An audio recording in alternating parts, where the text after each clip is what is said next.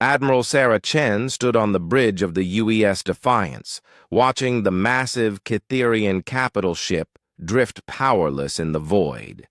Its golden hull, once pristine and gleaming with imperial arrogance, now bore the scorch marks of human plasma, cannons. The ship that had carried Emperor Vexithalan himself to demand Earth's surrender was now nothing more than an oversized coffin floating among the debris of his fleet. "Admiral," Commander Torres reported from the tactical station, "we're receiving a transmission from the Emperor's flagship. It's a surrender request." Chen allowed herself a thin smile. 6 months ago, when the Cytherian Empire's demands had first reached Earth, the galaxy had expected humanity to bend the knee like every other species before them. The Cytherians had conquered 47 worlds, each capitulating within days of receiving their ultimatum. Their empire stretched across 3 spiral arms. Their technology was centuries ahead of most civilizations, and their military doctrine had never known defeat. They had never encountered humans.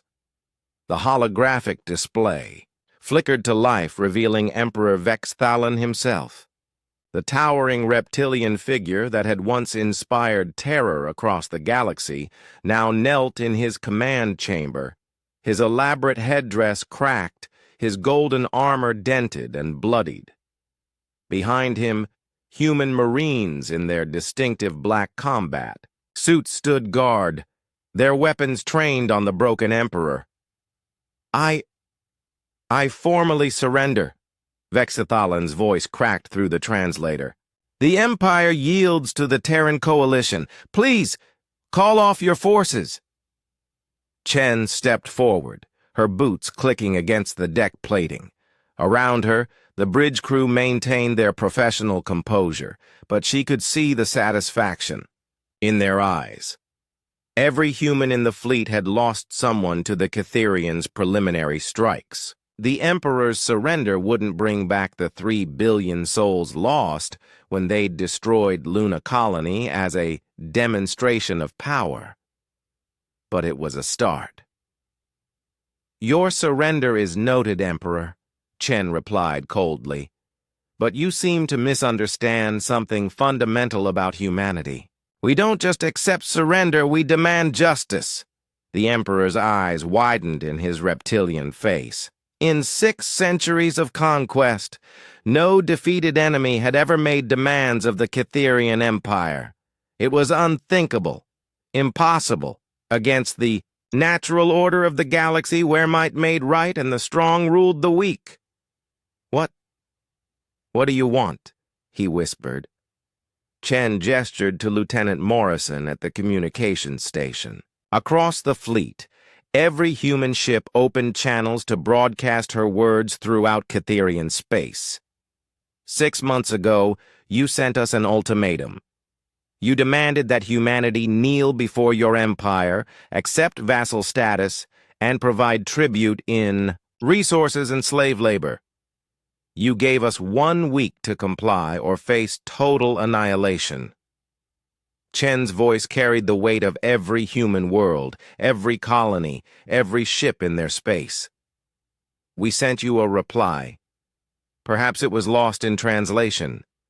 She nodded to Morrison, who played back the recording of Earth's response to the original Cytherian demand.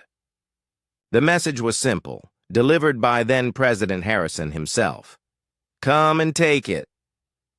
Your empire has ruled through fear for 6 centuries, Chen continued. You've never faced a species that fought back with everything they had.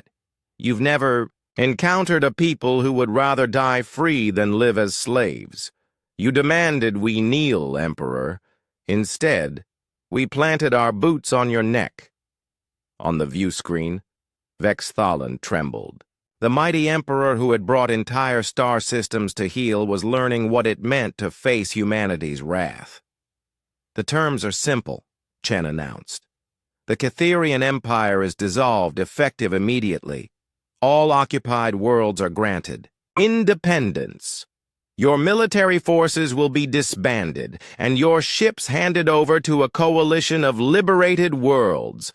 War crime tribunals will be established for your leadership, and you, Emperor, will stand trial for genocide. Impossible! Vexathalan snarled, some of his old arrogance returning. The Empire has ruled for— The Empire is dead, Chen cut him off. You killed it the moment you attacked human civilians. You see, Emperor, you made a critical error. You assumed we were like every other species you'd conquered. You thought fear would make us compliant.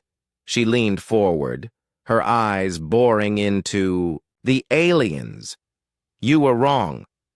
Fear doesn't make humans kneel. It makes us dangerous. Every atrocity you committed, every human life you took, every threat you made only strengthened our resolve. You didn't face a government or a military when you attacked us. You faced a species that has spent its entire evolution fighting for survival against impossible odds. The irony wasn't lost on Chen. The Catharians had expected a quick capitulation followed by centuries of profitable exploitation. Instead, they had awakened something they couldn't comprehend. A species that grew stronger under pressure, that innovated in the face of overwhelming force, that refused to accept defeat even when logic demanded it. Within 3 months of the war's beginning, human engineers had reverse-engineered Catharian shield technology and improved upon it. Within 4 months, human tacticians had developed strategies that turned the Empire's size against itself, forcing them to defend too many fronts simultaneously. Within 5 months, liberated worlds were joining the human cause, adding their own reasons for vengeance to the growing coalition. The Emperor, who had never known defeat, had learned that there was something worse than losing a war. Losing it to an enemy that refused to accept the rules by which wars were supposed to be fought. Take him to the brig, Chen ordered the Marines. He'll have plenty of time to contemplate his mistakes during the journey to Earth. As the transmission ended, Chen turned to address her crew. They had won more than a war. They had shattered the myth of inevitable conquest that had held the galaxy in thrall for centuries. The Catharian Empire's defeat would echo across every star system, carrying a simple message to any other would-be conquerors. Humanity kneels for no one. The defiance turned toward home, carrying with it the broken emperor of a fallen empire and the promise that humanity would never again be underestimated. Behind them, liberated worlds began the long process of rebuilding, while ahead of them, Earth waited to hear the news that its children had not just survived, but triumphed. The galaxy had learned what humans already knew. Sometimes the only appropriate response to a demand for submission is defiance itself.